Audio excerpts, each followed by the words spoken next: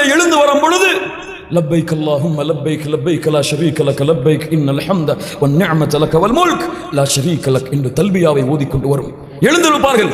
அவர்கள் யார்? யார்? ஹஜ்ஜிலே மரணமானவர்கள். சிலர் சுஜூதிலே இருந்து எழுந்து வருவார்கள். இவர்கள் யார்? சுஜூதிலே மரணமானவர்கள். இப்படி எந்த எந்த நிலையிலே மரணித்தார்களோ அதே நிலையில் தான் மனிதர்கள் எழுப்பப்படுவார்கள். எந்த பாவத்திலே மரணித்தானோ அதே பாவத்தோடு மறுமையில் எழுப்பப்படுவான். வட்டி வாங்கியவர்கள் எழுந்திருக்க மாட்டான்.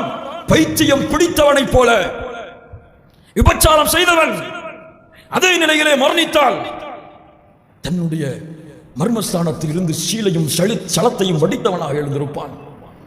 தவறான காட்சிகளை பார்த்துக் கொண்டிருந்தவன், ஹராமை செய்து கொண்டிருந்தவன் அது எந்த நிலையிலே மரணித்தானோ அதே நிலையிலே அந்த ரப்புல் ஆலமீனுக்கு முன்னால் எழுப்பப்படுவான். 3 பிரிவுகளாக ரசூலுல்லாஹி ஸல்லல்லாஹு அலைஹி வஸல்லம் சொன்னார்கள், யுஹ்ஷரு நாஸு யௌமல் கியாமத்தி 3 அஸ்னாஃப். 3 பிரிவுகளாக எழுப்பப்படுவான். சின்ஃபன் முஷாத்தல் வ சின்ஃபன் ருக்பானன் வ சின்ஃபன் அலா உஜூஹிஹிம். ஒரு கூட்டம் மறுமை நாளிலே நடந்து வருவார்கள். இன்னொரு கூட்டம் வாகனங்களிலே பயணித்து வருவார்கள். இன்னொரு கூட்டம் தங்களுடைய முகங்களால் நடந்து வருவார்கள்.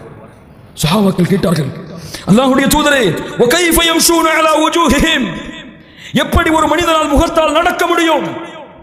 ரசூலுல்லாஹ் ஸல்லல்லாஹு அலைஹி வஸல்லம் சொன்னார்கள், இன்னல்லதி அம்ஷாஹும் அலா அக்தாமிஹிம் காதிருன் அலா அய்யும்ஷியஹும் அலா உஜூஹிஹிம். சுப்ஹானல்லாஹ்.